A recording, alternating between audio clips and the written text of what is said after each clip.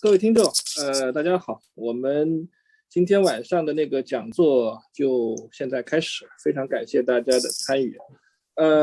我们今天的这个讲座是，我们正好是跟东南大学建筑学院和我们的这个群岛工作室是联合主办的，正好是同济大学出版社有一本书，也是我们和总本老师在好多年以前就一直说起，然后经过了很长一段时间吧，制作终于最近这本书终于出来了。我们也希望这本书的出来以后能给我们带来一些建筑学上的一些新的思考。所以呢，我们今天呢也趁这个机会呢，我们邀请了我们的总本由晴老师来给我们大家来做这么一个讲座。那么这本书的名字呢叫做COMMONALITIES， 也就是共有性行为的生产。那么今天晚上的这个讲座呢，是由东南大学建筑学院和群岛工作室共同举办的。那么在我们讲座之前，我们先请东南大学建筑学院的葛明副院长给我们先做一个小小的一个致辞吧。好，有请葛老师。好，谢谢一鸣老师，谢谢秦磊主编，也非常高兴。东南大学建筑学院能够和群岛工作室一起举办总本由晴教授这个讲座，以及以后可能会举行的一次讨论会。那我想众所周知，总本由晴教授呢是国际著名的建筑师，也是当代最重要的设计研究家之一。他是东京工业大学教授，他的妻子贝岛桃代教授呢，现在在瑞士联邦理工大学做教授。他们两个共同成立了非常著名的犬吠工作室，发表过一系列的重要的研究成果。那我们也知道总本由晴教授和贝岛桃代教授呢，他是日本著名建筑家坂本一成教授的弟子，也就是说是小原一男学派目前这个他的后续中间的重要人物。那么这个总本由晴教授呢，跟东南大学建筑学院也有很长的一些渊源。他到东南大学就举行过讲座，然后也参加过研讨。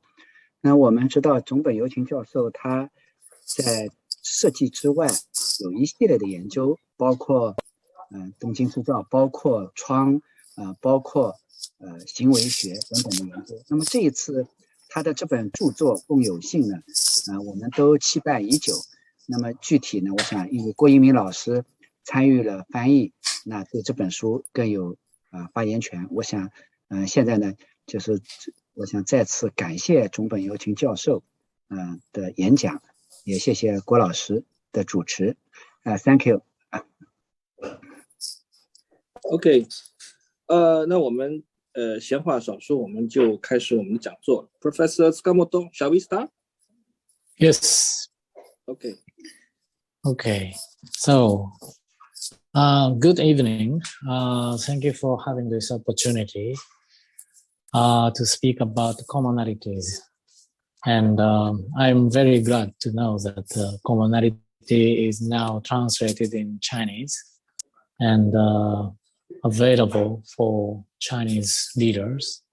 And I'm really looking for the reactions and feedback from China about our thought on commonalities.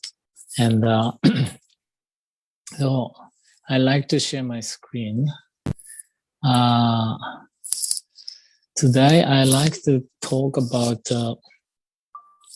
how commonality, about commonalities, but starting from the behaviorology, which we have developed or since from the beginning of our career. And 文字起こし。Okay. And そうだね。Okay. これじゃない。Sorry. I have to start from Pet Architecture Guidebook. 違うな。あれマイクロパブリックスペース。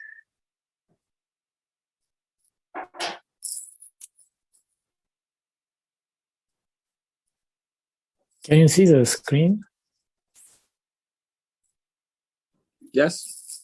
Okay. So I like to start from these two books, Made in Tokyo and Pet Architecture Guidebook, published in 2001. Both are based on the urban study, field survey in Tokyo. And the left one, the yellow book, Made in Tokyo, is discussing about the hybrid environment found in Tokyo. And there are many unexpected combination between civil engineering structure and architecture, or sometimes there are quite a humorous combination between unexpected functions like driving car school on the rooftop of a supermarket. We call this supercar school. And then right one is Pet Architecture Guidebook, collecting tiny little building in Tokyo. They are quite small, so the customization by the users become foreground of the building. So it really tells the spatial practice of the people who appropriate that corner of the city by their profession or by their dream or by their daily activities. And the existence of these tiny little building is almost like a dog and cat in our society. We human society consist also with certain animals, and we call them pet. And so this building is not a magnificent public building and a functional office building on the beautiful museum, but besides these proper architecture, we also find this interesting knowledge and a kind of intelligence to live with surrounding environment in these pet architecture. So we collected them, and then both books were very well received by the architectural audience, but at the same time art audience. So many curators called us to participate into the biennale, art biennale or triennale in many different cities in the world. And the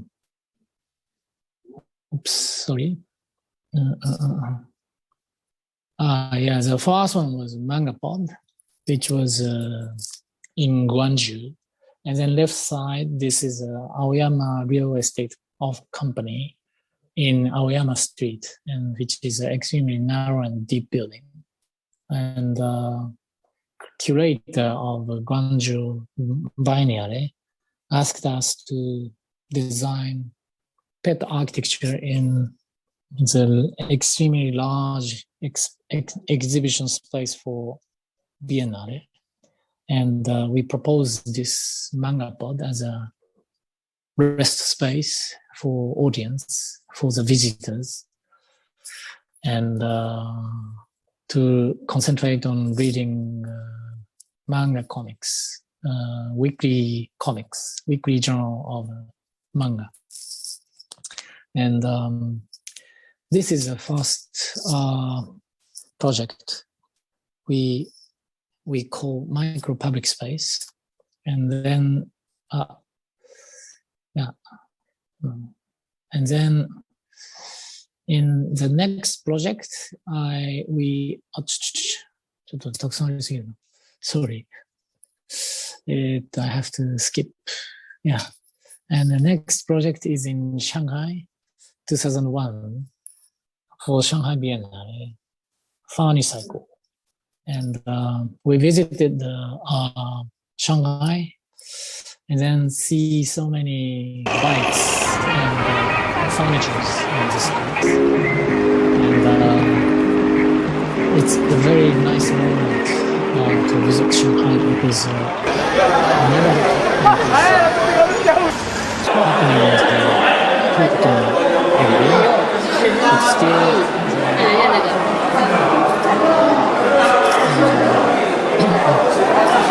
Shanghai people are spending time a lot on the street together with these furnitures, working and dining and cooking but one street is fully occupied by the food stalls and down the street bike and tricycle to bring goods, and one street is dedicated to motor vehicle. But at that moment, the new development in Pudong area tried to kick these daily activity out. So they didn't allow to go there on bike. They didn't allow the furniture on the street. And then, but I thought it's quite pity because these behavior of the people on the street really appropriate open space in the city, transform them into public space. And then we designed this furniture and cycle together in different directions. So when they are driving, it's a bicycle, tricycle, but when they come together in the rear side, it forms a kind of living set like this and serve for the place to drink tea together with friends. And and then it disappear. And this is a very successful, and I realized that this kind of project is really good training for us to imagine how public space can be emerged and practiced by the people instead of just given from the governors or architects as a kind of defined space as public space. So, and then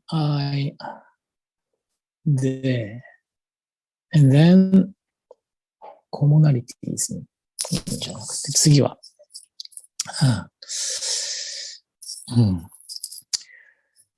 And then after several, we also designed the houses and several buildings, and then gradually we start to realize that behavior is very important concept to explain our buildings, our architectural practice. But at the same time, it can be quite alternative theoretical framework to redefine architecture and redefine our livelihood. And in this book, Behaviorology, Architecture of Atri Bauer, published in 2010, discussed three different types of behavior. And the first one is nature and material and climate. light, wind, heat, humidity. They all behave based on the natural principle. And the second is human. We all behave, and these behavior are slightly different according to the place, and it's quite related to the habitus and custom.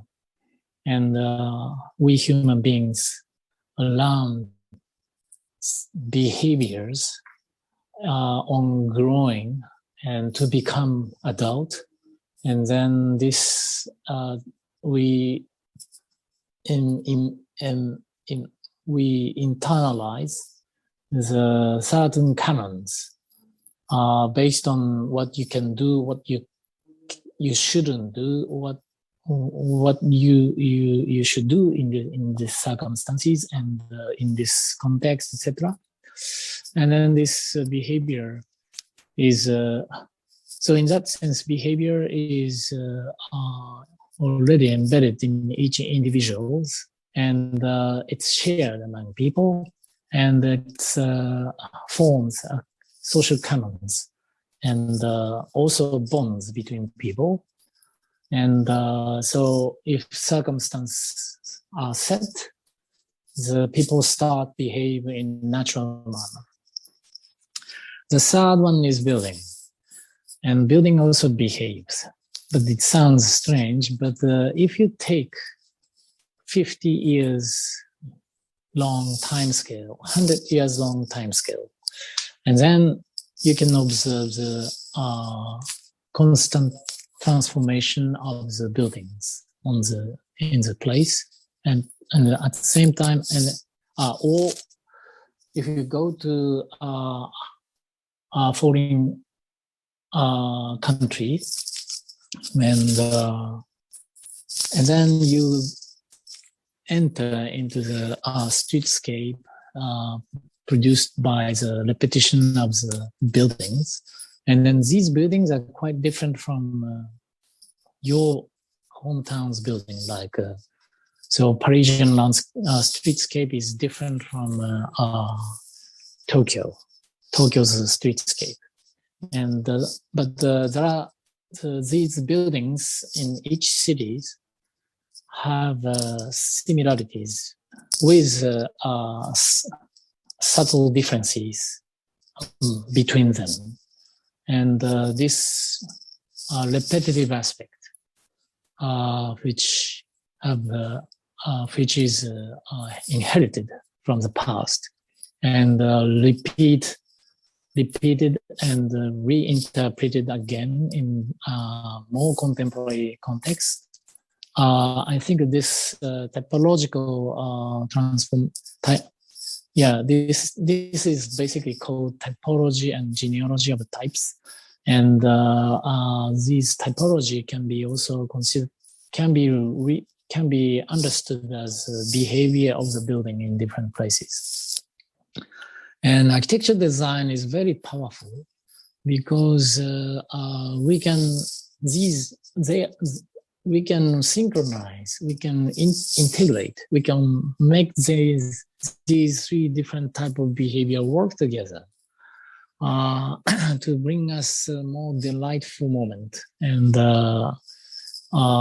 joyful experience, peaceful livelihood. And so the behaviorology is based on this understanding of behaviors, and try to connect, for example, the different theory like environment, the passive solar design deal with the behavior of the nature, and architectural programming deal with human behaviors, and typomorphological approach to design the building in the city deal with buildings behaviors. And so all these three are quite separately discussed. And but I found it's pity that all these theories that are quite useful and relevant for us, but once you start talking about typology, the discussion start to ignore the thermal performance and light performance, wind performance, all these kind of things. And once you start talking about programming, and then the typology is somehow criticized, and also natural phenomena are not less important than the discussion of environmental design, etc. So I think it's very important to let them work together.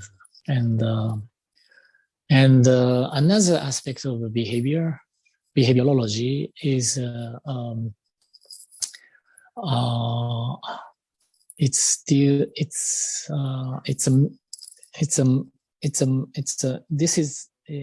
a theory to integrate sense of time, sense of rhythm. So rhythm is very important because behavior can be different according to the time scale or rhythm you apply to watch.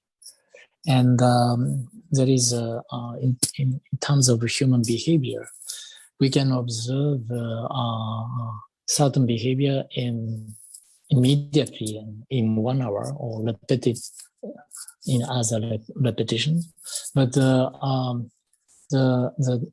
everyday cycle, like wake up in the morning, having breakfast, go to work or study, and having lunch, and sometimes go to restrooms, and sometimes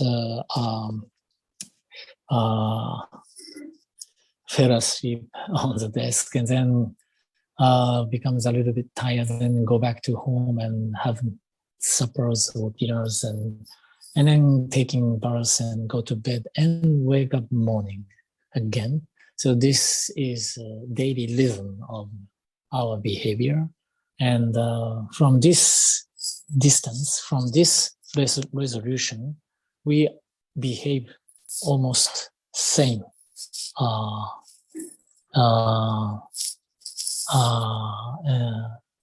But for example, annual festival, this is also behavior, but a repetitive behavior, but annual rhythm.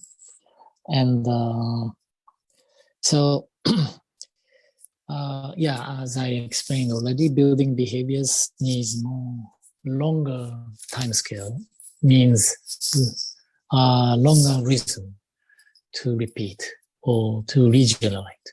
So based on this idea of behaviorology, we developed more specific study on different topics, and we also worked on window behavior because window is the most attractive element to observe different type of behavior. So this is a place where natural behavior and the human behaviors and building behavior gathers. So, and the manner to collect all these behaviors and make them work together can be a concept of each windows, embedded in each windows. And then if we withdraw this concept from the existing windows everywhere in the world, and then we can apply this concept to the today's practice. And for example, this left one is windows of Louis Kahn's house, and articulated into the windows with fixed glass. The serves for view, eyes, and then the little openings, openable part, now it's closed by wooden shutter, is for wind. And then the last one at the bottom is seat, fixed to the window frame. So there are three different, the design of this corner window is based on the articulation of three different behaviors which can gather at this corner window. And so light, and view, and wind, and sitting. So, and then right side, this is unexpected behavior, but it's also explains this lady, the girl who is quite energetic and not conventional, how to say, girl, conventional, polite girl, but she's very attractive. So she played guitar while sitting on the windowsill, watching outside, and so it shows characteristic which doesn't really, who are not really flamed, or who can't be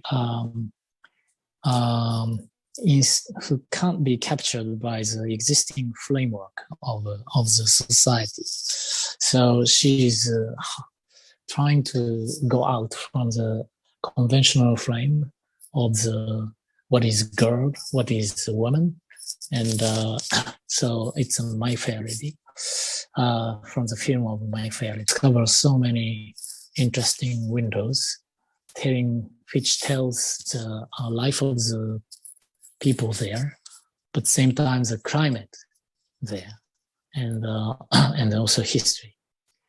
For example, we call this sitting window from Istanbul. So it reflects the canons of Muslim culture, which doesn't allow women to show their faces to the public. So the window is covered by the screen, but the composition wise, it's protruding out from the wall. So the lady can watch down the street from these windows without being watched by the people walking on the street. And this is not dedicated for the view, but dedicated for the accumulation of the light from the window, or accumulation of the heat from the direct sun through the windows. So you can stay there while the sun is shining from behind you. And so, yeah, this is approach in Italy. We call this window in the window. These big openings is repeat everywhere, and small windows are installed within it. And so there are two different scales integrated into one window behavior. The one in these large openings is for the husband who fish on the boat, so they can recognize their home from the boat from the far. And then, for the daily life, they need more practical windows for showers, for bathroom and bedrooms, etc. So these practical windows are installed within this large window. So this is a window in the wind. So it's in Jaipur, and this is a storm screen 7 centimeter thickness with a lot of openings and producing the cool breeze by absorbing the heat from outside, and it's really cools the air, and so if you close your cheek, you really feel a very subtle breeze coming from this stone screen. And okay, I maybe I should stop this window study. And yeah, we did the 3 books. One is the first one is this kind of concept of the windows from all over the world. The second one, Windowscape 2, is about repetition of the windows on the street side. So it's more about the streetscape created by the repetition of the windows. And then the third one is the behavior, window behavior in the atelier of the traditional craftsmen in Japan. And the window work together with people in order to throw the, too much steam away from the production process, and etc. So, so this is Windowscape, and then after this Windowscape, window behaviorology, we also developed further the study on the public space, inspired by the micro public space practice in different places in the world. And we edited and we published this book, Commonalities, which is now translated in Chinese. In this book, we focused more on the public space and how the public space is appropriated by the people's behavior. So in this book, it's production of the behaviors and commonality of the behaviors and the relational space of behavior were investigated. And for example, I like to show several examples how we approach to investigate, how we approach to the public space. So this is one of the scene. This is a scene in Denmark, Copenhagen, and the drawing Louise Bridge in the middle of the city. It has a quite large, wide sidewalk. Yeah, it's enlarged a few years ago, and then now the young people are sitting on the sidewalk, watching the sunset until the end, enjoying the drinking beer and playing guitars and chatting each other, and so people appropriate this one side of the sidewalk and leaning on the stone balustrade. And if you, this is I visited there at the end of the summer, so it's already in September. So at the sunset moment, it's a bit chilly, so people on the bike already wear the jacket, but the people on the sidewalk, they are on t-shirts. And so what is actually happening here is synchronicity of 2 different behaviors, maybe 3 different behaviors. Okay, the biggest one is the sun setting down. This is daily behavior of the sun. And then second is the heat absorbs in the stone balustrade is now radiating out and warming the back of the people, leaning on it. So people are leaning on the stone balustrade on feeling the warmth from the stone. And so there are three behaviors, the sun behavior and heat behavior and human behavior correlate and coordinated in this moment. And I think this is a very primitive ideas, primitive case, primitive mode of architectural intelligence. So architecture is somehow makes these behavior work together and create delightful moments. So I think this is it. There is no architecture. Yeah, there is not new architecture there. Beside the stone, beside the bridge, but the synchronicity or coordination or cooperation between different behaviors can be observed as emergence of architectural intelligence. And I have several. This is Luxembourg, Parc de Luxembourg in Paris.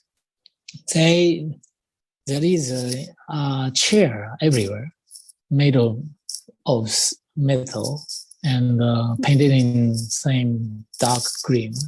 And the people can change the location and arrangement according to their wish. So you can sometimes see the circle arrangement of chair without anyone. But it tells a few minutes ago, there are a group of people who sit together and discuss or chat. And then this is also, the behavior of the chair actually trace the behavior of the people. Or we can say behavior of the people arranged by the arrangement of the chair. So this is a cherry blossom moment in Tokyo Tech. We have old cherries in front of the main building, and it's really appreciated by the neighbors. Many people come to enjoy watching and cherry tree, but together with drink and meals.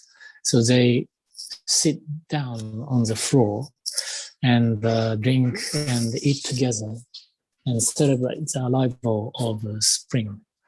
So the scene is like this, and they are not university people. We didn't ask them to come to enjoy cherry blossoming, but they know how to behave in this moment. And so we can say that this is the synchronicity of annual behavior of cherry blossom once a year and daily behavior of the people, drink and eat. And by overlaying, by synchronizing these two, the daily behavior, daily rhythm to the annual rhythm of cherry behavior, the people express appreciation of to the cherry, and this is this tells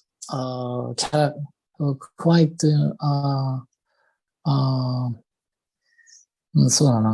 essential concept of what is public space in Japan. It's not about symbolism. It's not about the monumentality of the building governing the empty property in front of it, but it is more about the synchronicity of the rhythm. And so it's a bit different from Western understanding of the public space. Yeah. And next is in Barcelona, the area called Rocket. And it's on the hillside of Barcelona, watching down the view to Barcelona together, Mediterranean Sea as its background. And I found a quite interesting square on the rooftop of newly built metro stations in this neighborhood.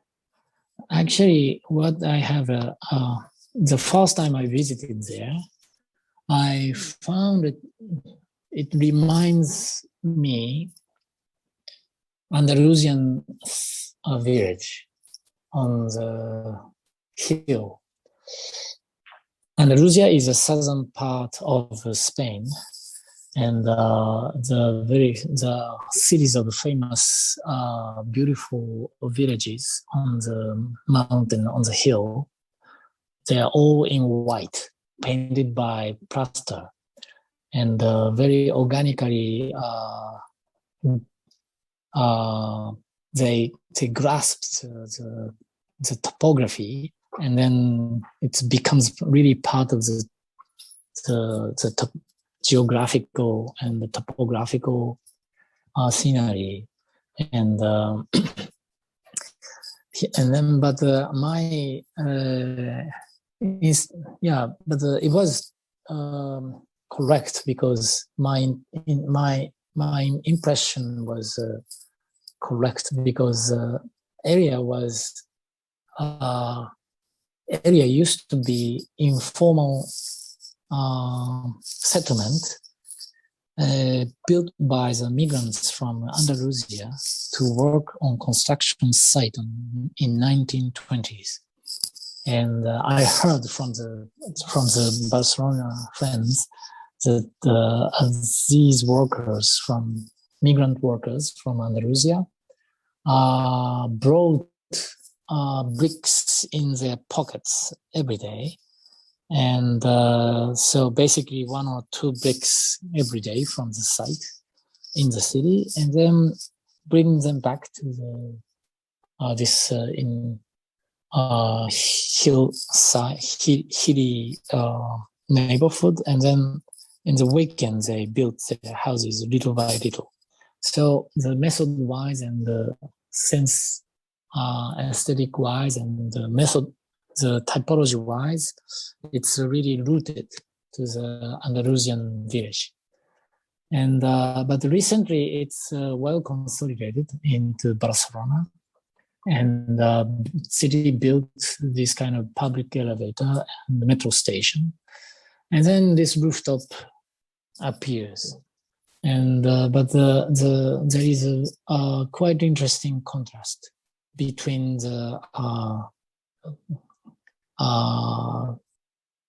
on the city side, with a very nice view to the city on the right side, and the left side where the guys are gathering to do something together. And I realized that they are enjoying birds. It's a hobby of Andalusian guys, adults, and they bring the birds' cage from their house to show each other and listen voices of the birds. Yeah, in China, I also encounter this kind of scene, enjoying the birds in the cage, in cafes in the morning. And there are only guys, and but this is also it also happens in Barcelona by the people from Andalusia. And but the architect who designed this square probably didn't know this shared behavior among people living in this neighborhood. So there is no installations which allows people to put bird cage on this good view side of the square, and then they are using the bench or the balustrade to position to put bird's cage on, and then the behavior of the guys looks unsophisticated, but it's not their fault.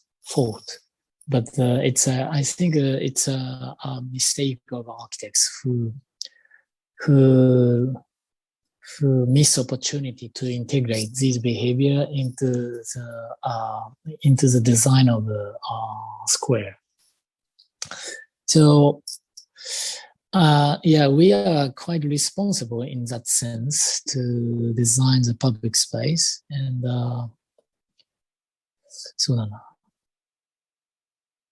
yeah, there are many, but maybe I have to stop somewhere. And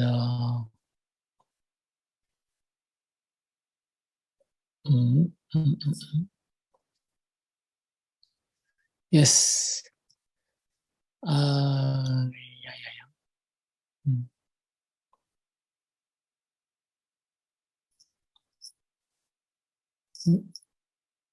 Yeah. So how can we apply this kind of understanding of behavior in the public space? The importance is with body presence and the behaviors people appropriate on the city corner, some part of the city. And the program is not prepared by the government. It's neither by the commercial industries.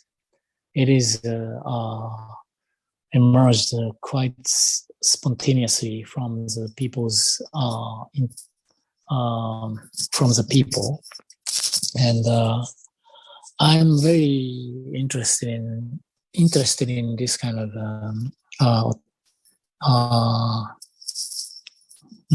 autonomy or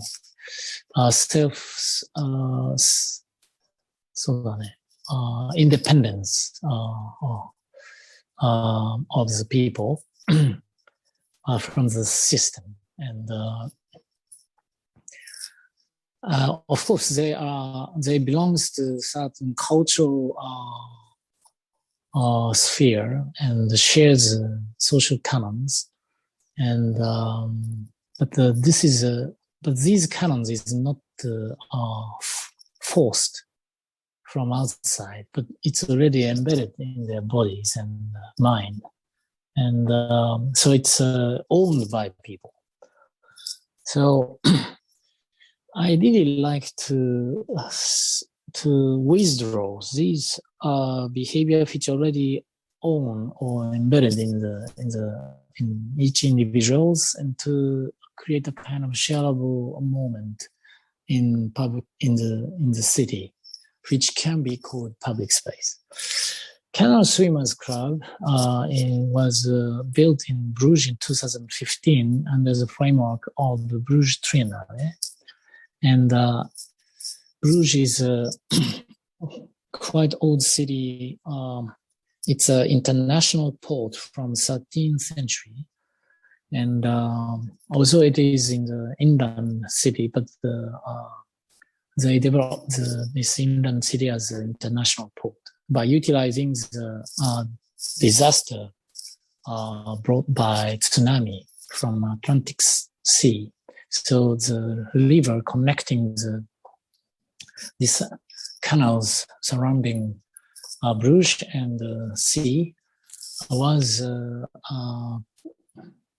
widened by tsunami in 12th century, and then they utilize this tsunami devastation into a canal, and then made better connection to the ocean. And then they become a quite important port. And well, until 1976, and then Bruges, but the Bruges stopped trading in a physical sense already in 14th century or 15th century, and then they start stock market, and so it became a kind of financial city quite early in the world history, and capital accumulated in this small town. So they have there are tons of beautiful artworks and paintings. There are many museums within it. And then since they are quite rich, and the city wasn't regenerated by the industrialization. So in 1980s, I guess, it became a World Heritage Site of UNESCO. And now 1.5 million tourists visit to this small town with 100,000 population.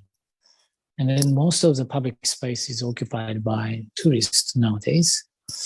And then also from 1976, the canal was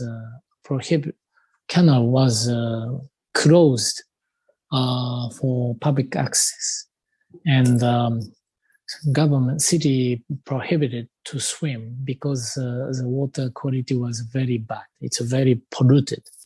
Sewage system established in the Middle Age didn't really work for more than chemical soaps and etc. from the kitchen, and then it became quite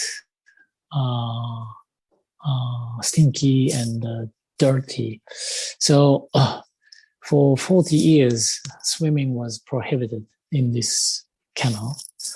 And then, but at the same moment of the same timing of the Bruges Triennale, city wanted to reopen the canal for swimming again, because the water quality was improved a lot by the newly introduced sewage system, and then but there is still barrier in the mindset of the people.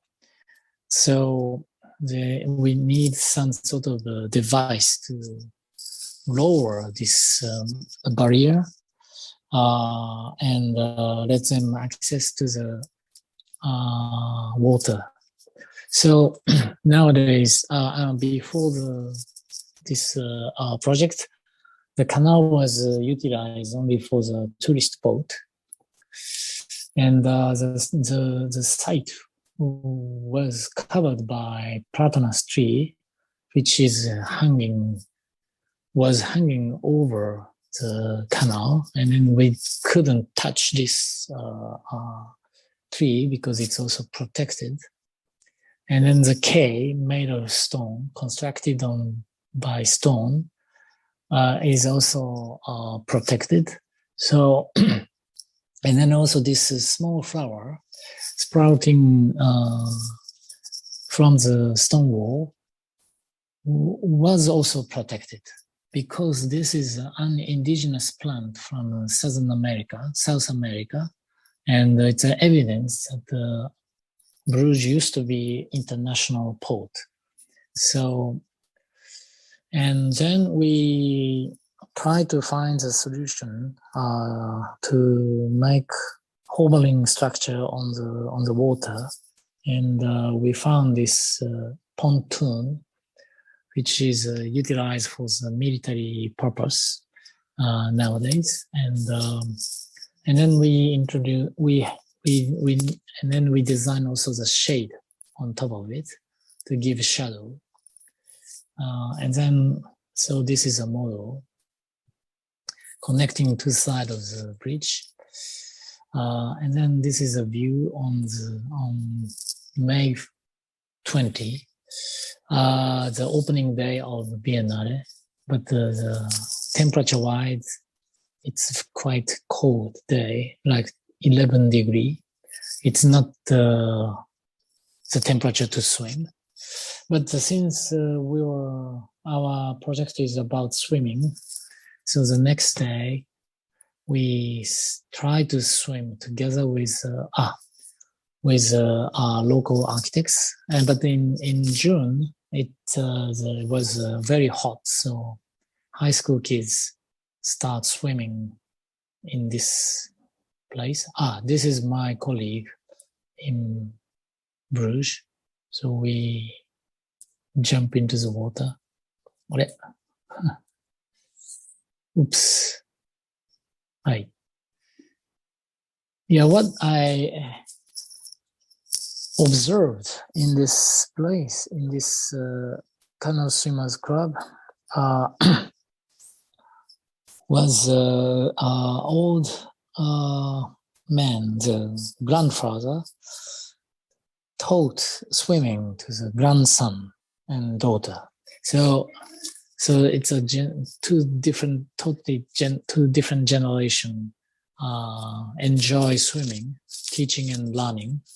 And I'm sure that this old man, grandfather, used to swim in this canal when he was a teenager. And so I'm very happy to see people enjoying swimming. And this project really tells how the barrier between people and local resources can be lowered by introducing certain architectural intervention. So this platform lowers the barrier between people and water, and then let them swim in this water. And then it becomes a new collective behavior of the people in the Bruges in summer. And the repetition of this kind of event can be part of the culture of Bruges. Yeah. So another club. So I use a club in the Canal Swimmers Club because it's a club building, but same time it's a fictional membership of the people who enjoy swimming. So I imagine the crowds enjoying swimming at the same time in the canal, and transform this part of the canal into a public space. And so how to support this kind of collective behavior? And then this is the starting point of our design. So, okay, we need a platform floating on the water to make jumping into the water easier, or to sunbathe just next to the water. And it's also catches attention from the people walking on the street. So it's create a kind of theatrical setting between pedestrians and people on the deck, on this platform, on the barge. So this is a way to design this club. And the club is both architectural installation or intervention, but same time fictional membership of the people. And then this project called Fire Foodies Club, she realized in Shenzhen in 2017. Starting from the observation of the city of Shenzhen, which is now occupied. Yeah, some area is newly developed area. Is always with this skyscraper condominium or skyscraper office and extremely dense vegetation on the foot of the building. So it's actually the interpretation of Ville-Radius, the Radiant City by Le Corbusier, which was proposed for Paris in the beginning of the 20th century, releasing the ground for the green and then let people living in sky. But in the drawings of Corbusier, the vegetation on the ground level is quite modest and a lot of open space between trees.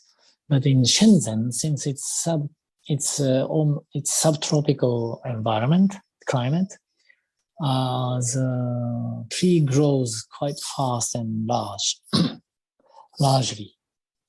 And I so many maintenance, many city staff, many people are working for cutting branches and cleaning the falling leaves and producing biodebris in the middle of the city. I didn't know. I don't know how they manage these biodebris in the city. It can be, but I thought it can be kind of energy resources if you burn it. And Biennale venue was in the Nanto old town, one of the urban village in Shenzhen. And it's a very lively neighborhood. When you walk on the street, you can encounter so many people cooking on the street, and then it means kitchen is always on the street side, not in the deep inside of the shop, the building. And then you see the real fire, cooking something. And then I really want to invite them to work together with us on utilizing this biomass debris produced by the maintenance of the vegetation in the hyper-modern city. And so I imagine I drew this kind of cartoons at the bottom. So from left, so the green is green on the vegetation on the ground level of high-rise city needs maintenance and then produce biomass debris and can be firewood. And then the Nanto urban village full of cooking behavior on the street. And then my hypothesis is to let them meet together in this kind of under the huge chimney, which is called the Fire Foodies Club. And I propose 3 sets of the chimney suspended from the steel frame, and it occupies a space between 2 buildings in this urban village, transform it into collective dining space. But it was a moment when PM 2.5 was terrible in China, and the central government asked local government to deal with this issue. WHO first warned China to stop PM 2.5 contamination, the pollution, and then the each local government have to deal with it. And then in the case of Shenzhen, all the burning outside of the building were fully prohibited. So no barbecue, no fires, no cooking with charcoal fire or kind of burning fire from the burning biomass debris. And then our project was somehow interrupted by this new rules, and we wrote all this process and then exhibit also in this together with this installation. And then but we also designed several furnitures to let people to sit and eat something, drink something. Although we can't have a real fire. 去巴塞尔的路上 we brought hot pot to 来这么 eat 几天，深圳、广州 together. And so what else? I have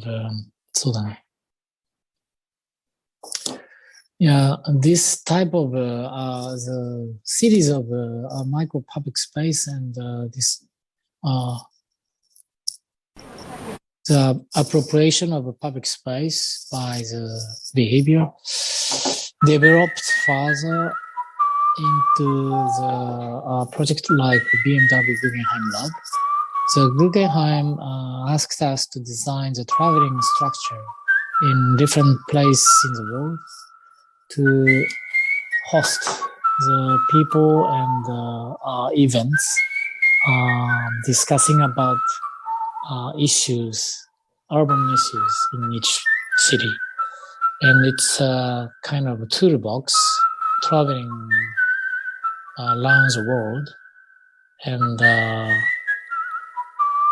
the first venue was New York. And then it's downtown, Lower East, downtown, and between First Street and Houston Street. And it used to be a kind of courtyard in the tenement buildings. And new development of the Houston Street cut the block, and then the one side of the tenement building destroyed, and then this open space appeared, and then this gap space between buildings was produced by the collapsion of old tenement buildings in 15 or 20 years ago. And then we inserted this floating structure made of carbon fiber, extremely light structure, together with all the instruments and the equipment on the upper volumes. And then you can bring them down to transform the mode on the ground level, and then bring them up to clean the ground level free from anything. So it's we introduce a metaphor of this stage and the flight tower from opera theater, and but utilizing it for this kind of alternative event space in the city. And it went to Berlin, and then finally to Mumbai, and in India.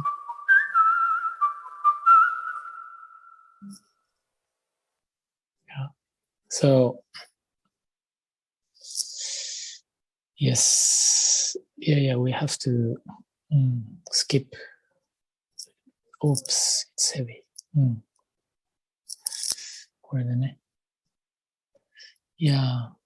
The New York, yes. So this is New York, and then Yeah, this is a lecture setting. Nothing, just a walkway, lecturing, film viewing, and workshop and gaming. And the lady with dog can pass through the people enjoying games. In Berlin, we installed this structure in the middle of the courtyard, next to the IADS gallery. In New York, the theme was confronting comfort. So imagining the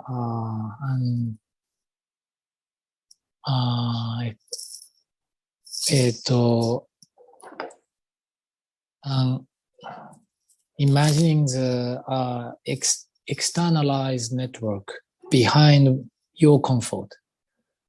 For example, if you are drinking a very cold beer from refrigerator, but where this electricity to cool the beer come from, and it can be Fukushima nuclear power plant, for example.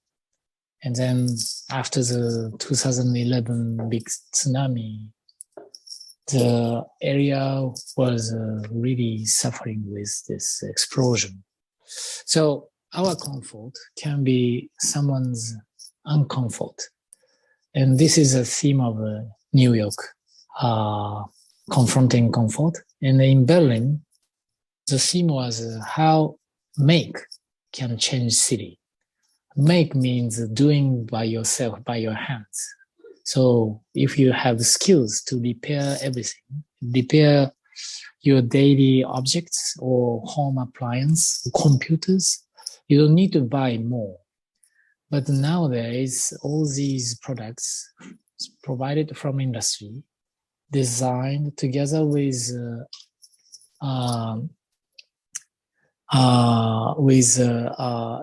it's a program to become out of function in few years. So it really discouraged engineers and designers to produce these kind of products, and then also and then also make our livelihood a little bit suffocating. So the third city was Mumbai, but at that moment we couldn't achieve to bring this expensive carbon fiber structure together with a Swiss construction company. And then Guggenheim asked us, Guggenheim gave up to bring it, and then asked us to redesign the structure, utilizing the local materials and skills. So we went to Mumbai to find this bamboo structure called mandapa.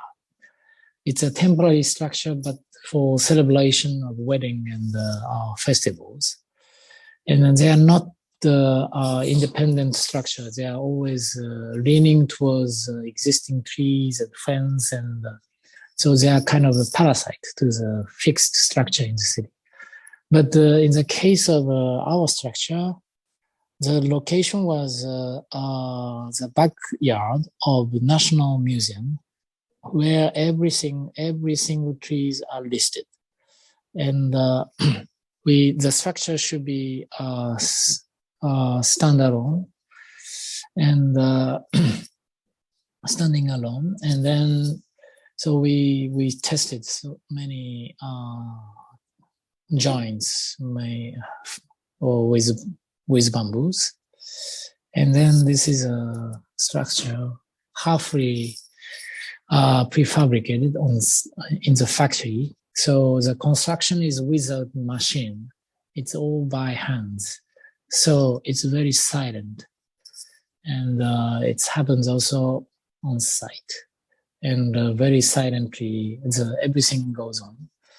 It's a quite beautiful construction, and also silent construction, so which I like a lot.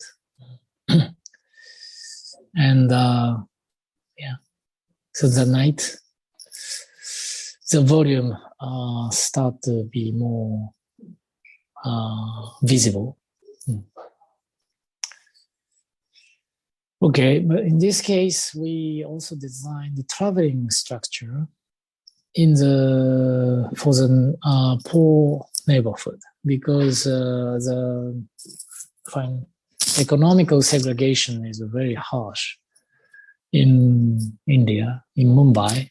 People living in this remote neighborhood from the city center where museums concentrate can't afford to pay the ticket to go to museum. So Guggenheim decided to bring their structure to offer the program to the neighbors, to the people living in this poor neighborhood. Yeah,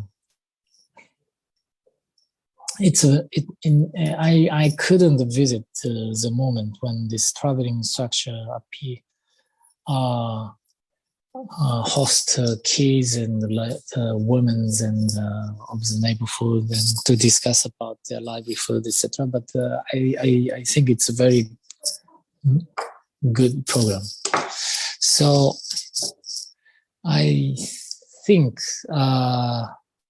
I spent already 1 hour and 20 minutes. I have more slides, but maybe it's better to stop talking, because today it's about commonalities. So maybe I have more questions from the audience. And thank you very much. Thank you very much. Maybe open-minded to all of us, including the audience. 谢谢我们曾本老师给我们一个非常精彩的一个讲座。那么我们接下来呢，刚才曾本老师也说了，他可能能介绍很多，但是必须打住，因为也许我们的听众有很多的问题。当然，因为今天的时间关系，因为日本那边的时间已经比我们晚了1个小时，所以曾本老师那边已经很晚，所以我们今天的问题可能还是得挑几个，精选几个。所以呢，我想第一个问题还是就是请我们的王俊阳老师这边来提问题。后面2个问题呢，我想留给我们今天的这个听众。So because of time, we quickly move to the questions sessions. Okay. First question maybe from Professor Colin Wu Wang. 王老师，请。Okay. Yes. First of all, thank you very much for inviting me to join this online discussion. I have many questions actually, but maybe I have to limit my questions to 1 or 2.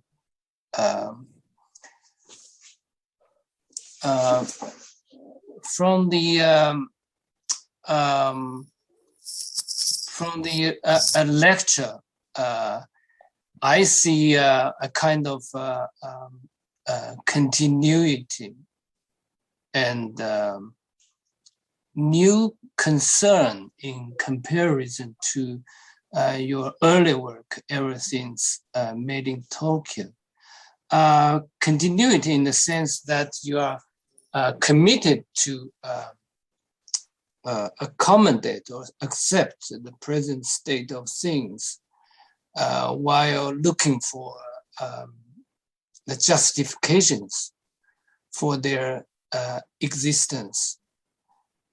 Continuity also in the sense of behaviorology, consisting natural behavior, architectural behavior, and human behavior, right? Yeah. New concerns in the sense that you are now taking for your self a sort of social ambition to looking beyond a sort of individualization of the society by raising concern for commonality or the production of behavior. That is to say, how public space can emerge by the activity of people rather than given by planners, architects, whatsoever. But anyway, I think commonality is a central word, but also a difficult word. And I believe it will remain difficult to the Chinese readers when it comes to this book. So I like to focus my question on the meaning of commonality. First of all, is commonality simply no more than about bringing people together or waiting to see what will happen with a given public space without any predetermined ideas or expectation? Yeah, that's my first question. Okay. Yes. Oh, thank you very much. It's a very interesting questions, and yes.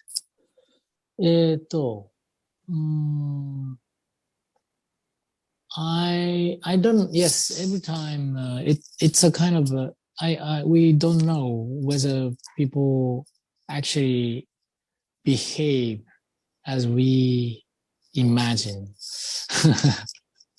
And then sometimes it doesn't work, and then sometimes we need some instruction. And then once they understand it, and then they start enjoy it. But basically, our idea is shifting, transforming the existing behaviors, the existing element of the place a little bit, and then create a kind of a different conditions, different mode. And so it's this differentiation also activate the behavior itself, and which potentially is there, which already embedded in each individuals, and then architectural intervention is really powerful to achieve this kind of shift and transformation. And I also like our work, our intervention can finally complete together with the participation of the people, by the people. So if people start to utilize it and then create a kind of crowds around it, and then our project complete, but it's not in that sense that the final result is always undefined and unexpected, as you said. And but we believe people, and we let them perform or behave together with their nature. And so is it okay? And then the word commonality, so when we discuss about the title of the book, it's we spent a lot of time. We discussed a lot because we could use the word commons, which is more popular than commonality. But at that time, commons, nowadays I use commons a lot. I can also give a lecture under the title of Reconstructing Commons, showing our new activities and new projects.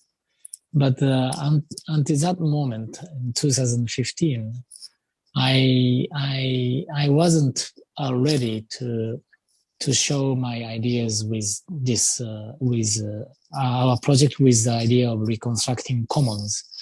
But and at the same time, commons often means the collectively owned property, or collectively owned forest, or collectively owned landscape.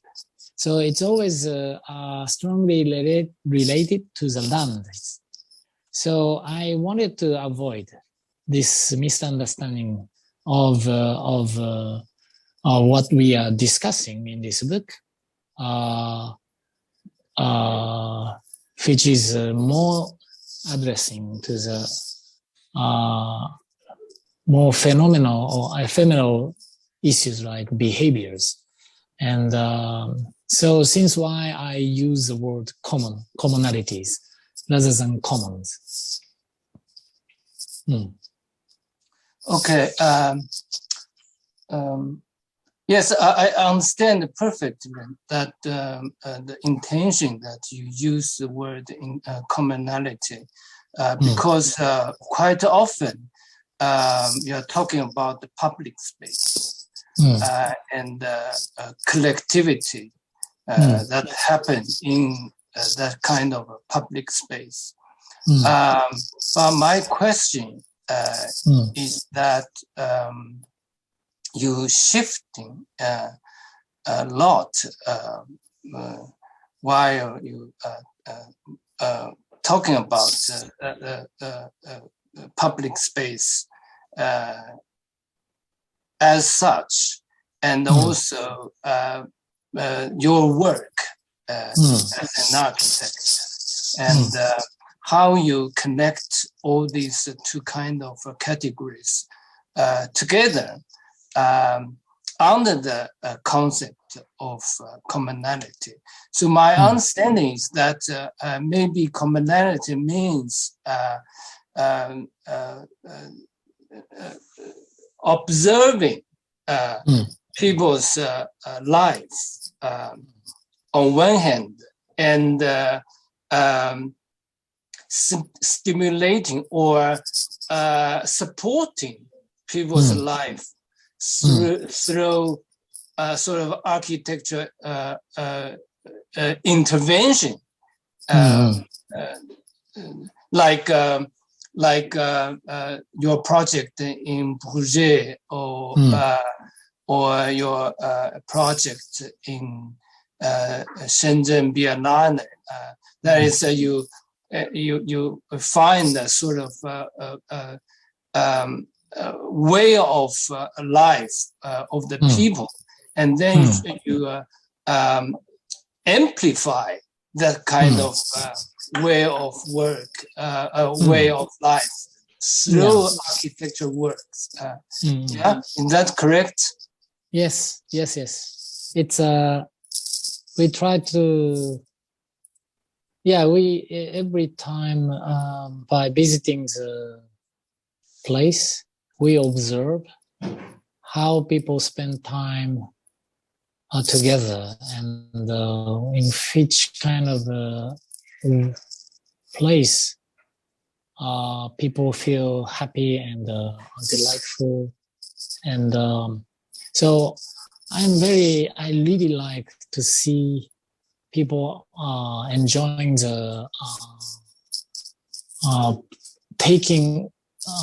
appropriating the certain part of the city with their own behaviors, and they feel at ease, and then they feel very confident on themselves because they are organizing the place by themselves, and they know how to behave.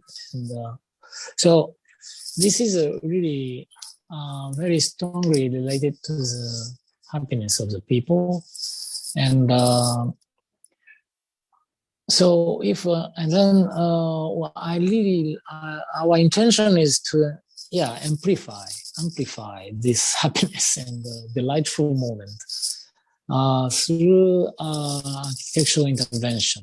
And we often call this operation unlocking behavior. So for example, swimming in canal was locked for 40 years, has been locked for 40 years by the pollution of the water. But since the pollution of water, the water quality improved in the last few years. And then, but there are still barriers between people and water, especially in their mind. So how to lower this barrier is a very challenging, it's a real challenge for us. And by how to unlock the behavior of swimming in the canal water. And then we introduce this floating platform to let them much closer to the water surface than compared to the street level, and then let them jump into the water together with others. It's a kind of unlocking. But without resolving the problem of pollution first, before that, it's still polluted water. It's improved. It's okay. It's improved. It's okay. It's improved. Okay. It's okay quality now.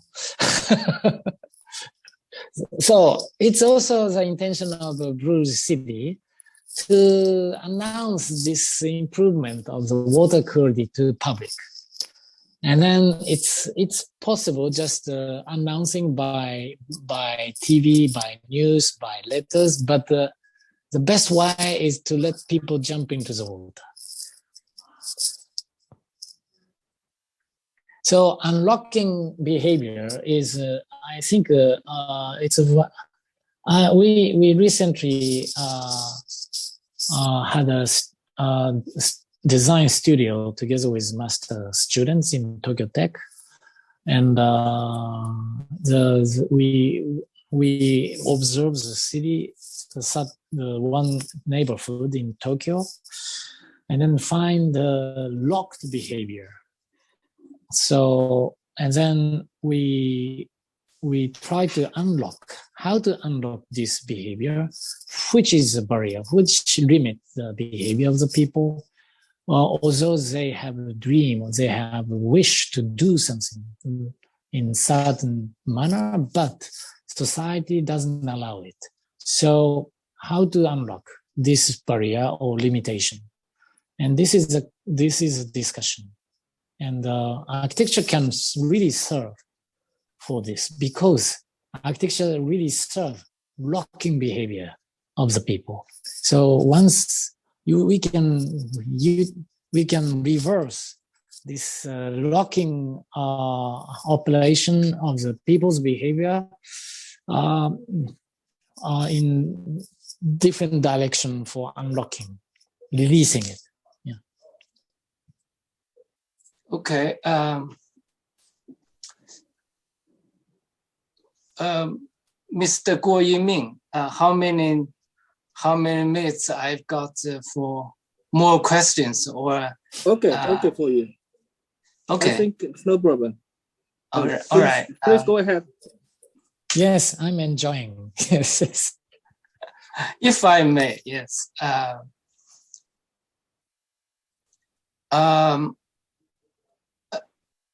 In my understanding, contrary to the behaviorism, that is concerned with stimulus and reaction in building environment. And by that means to control or to determine human behavior. You are quite clear that you don't believe that kind of determination. So if architecture cannot determine people's behavior, what determines commonality? It's educations in the cultural inheritance, cultural heritage, or customs and habitus, and which is shared among people to be member of the society. And I think this is it's actually invisible, but it's almost like a construct. It's almost like architecture, which guides us to behave in certain manner. Yeah, so it's for example, when people die, someone die, and how to deal with death, with this or hard death, without any formality, or without any ritual of behavior. We can't really deal with this the disappearance of the life of one person who are familiar with you, who are friends of you, or who are relative, or who are family of you. And then this kind of rituals, like a funeral ceremony, is also a kind of a format to bring our body into certain series of behaviors, and then make ourselves to understand and to accept what actually happens. And then these ritual behaviors are shared among the society, and then you can show your condolence to others when someone lost their family or something like that. So maybe it's to exaggerate the example, but even in daily life, we have similar construct as a series of behaviors, and which can really guide us to be member of society. Okay, thank you. Yeah. My last question. Okay, I'd like to bring the topic of this lecture back to your earlier work of Made in Tokyo that you mentioned in the beginning of this lecture. Is it possible to say Made in Tokyo is a sort of a production of behavior beyond or without commonality?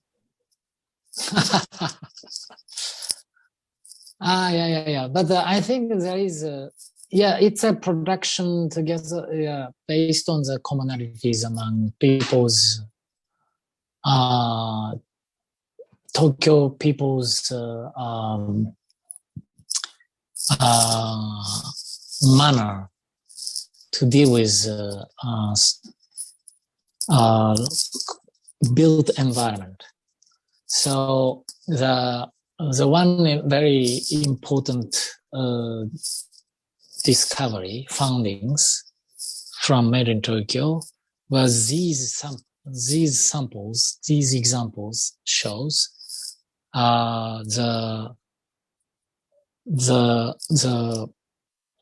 completeness or wholeness of the one building is less important than the wholeness which architect believe in each project. So architect believe, okay, this is my work. So this is one complete building. So this must be independent from others. It must be quite edgy, and it must be quite intelligent than surrounding environment. So, but actually, the examples of Made in Tokyo really utilize adjacent environment and adjacent to existing structure to be part of themselves, and then enriching the whole environment together with. And this relational perspective is really important for me as discovery in Made in Tokyo. And then I think this sensibility is shared among these some examples. And it's nowadays I recently realized that this is this shows different perspective from the concept of space. So architects the modern architectural theory was really constructed upon the concept of space. And then the word space is really governing the architects' architectural discourses.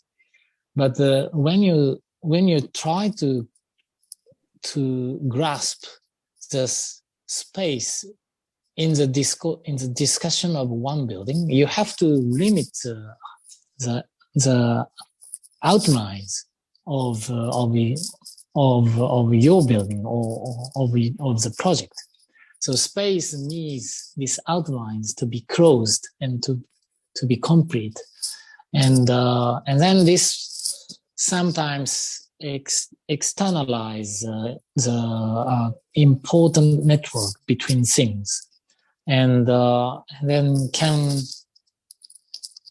allow architect and engineer to ignore the adjacent conditions and surroundings, and so can be independent object as a kind of a production of construction industry.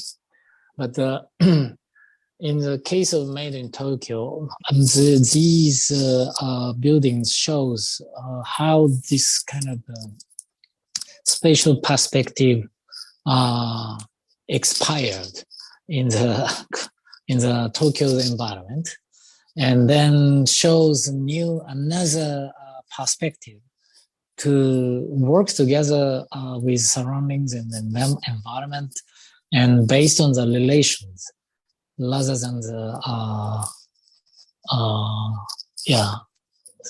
concept of space. So I recently criticized space from this point of view.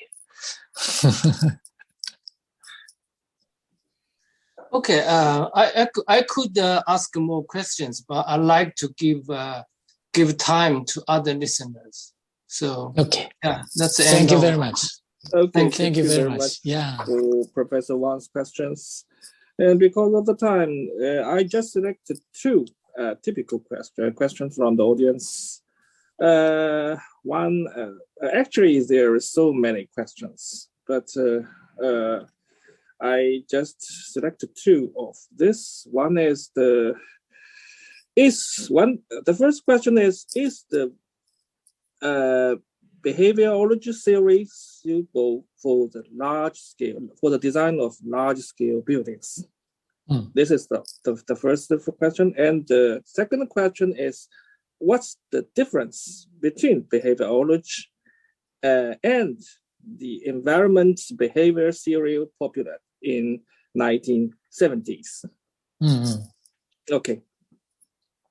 Yeah, behaviorology can apply into large scale, of course, because and then with large scale we can probably the behavior of the climate or behavior of the landscape, topography, all these things becomes more and more relevant and apparent, and of course human behavior stays important, but I think we can apply the behaviorology in many different scales because the behaviorology is a ecological turn in architectural design theory, and this the ecological turn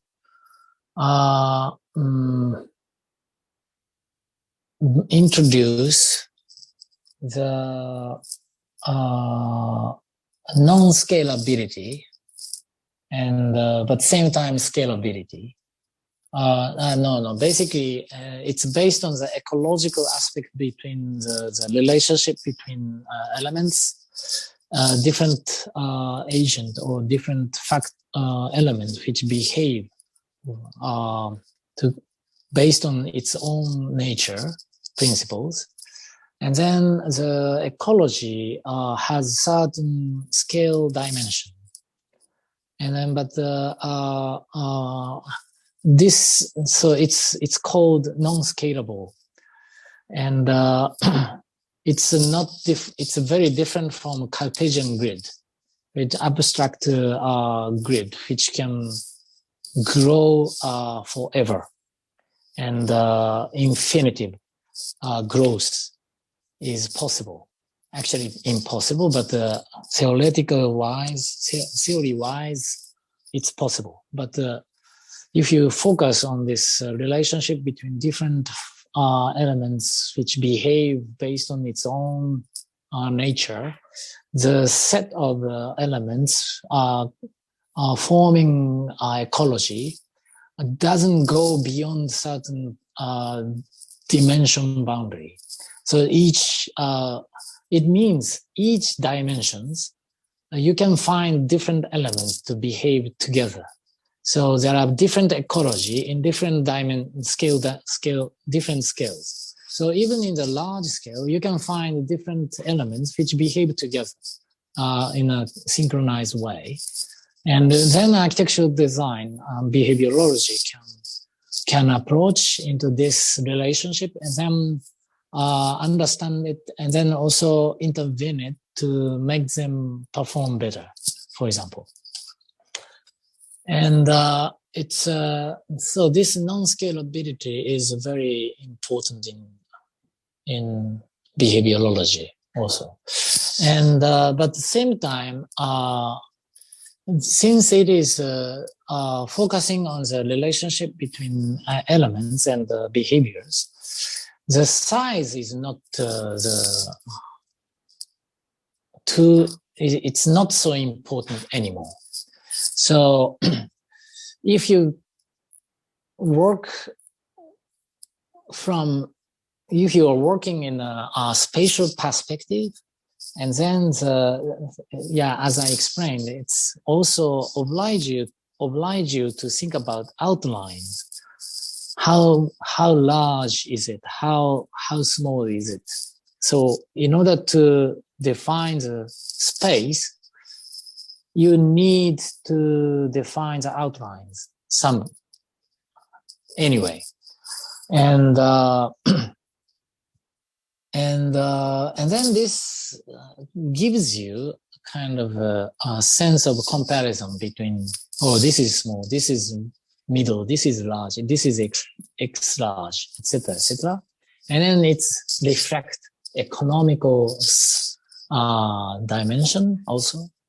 Small project is less doesn't really mobilize the big capital, but the large project mobilize a lot of money, and then this reflects on the business financial perspective to judge which project is more important or not. But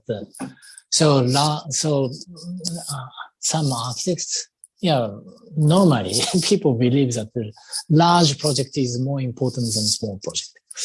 But I think behaviorology allows us to cancel this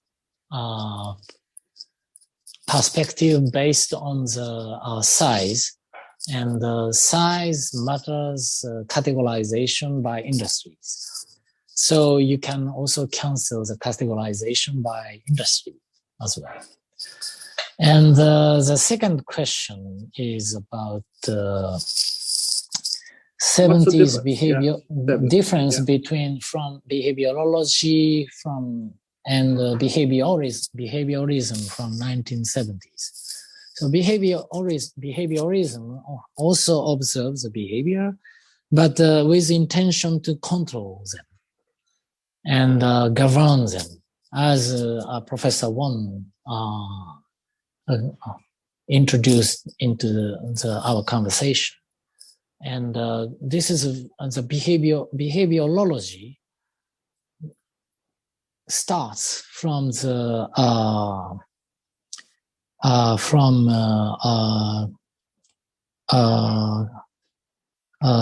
giving up the right to control, right to govern. What we can, because we can't really change the nature of each individuals and each elements of natural elements. We can't really change the water to run from bottom to top. So water always run from top to bottom according to the gravity. And then we can't really intervene into this natural principle. And so but we can design the capacity of behavior. So we call this behavioral capacity. So we can utilize the behavior of the water which wants to flow from top to down, but in different shape. But shape can be guided by the designing the dike, for example, or pool, or the series of cascade. This is possible to guide the behavior of the water. And then the designing dike, pool, and cascade, this is designing the behavioral capacity of the water. So I think same things can also apply. I always think about in the architecture design in this manner. Also, if the to deal with to work with people. Yeah. Okay, thank you. Okay,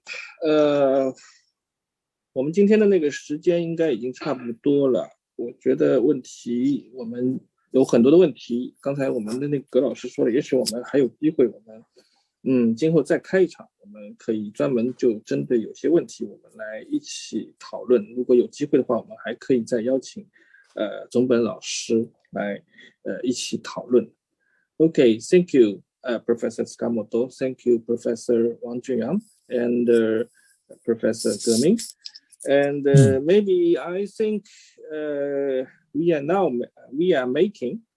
are producing some kind of commonality right now, beyond the physical distance. Yes. Yes. Yeah, thank you very much. Thank you. When the book when the book will out? Yeah, it's already published. It's already? Yes. Don't you have a? Oh, okay. I didn't see it, so please send me some copies. Okay. Thank you very much. Thank you much. Okay. 那我们今天就再见了，谢谢各位。你好，再见，再见。再见 ，Thank you，Thank you。再见，再见。 Welcome to China. Yeah.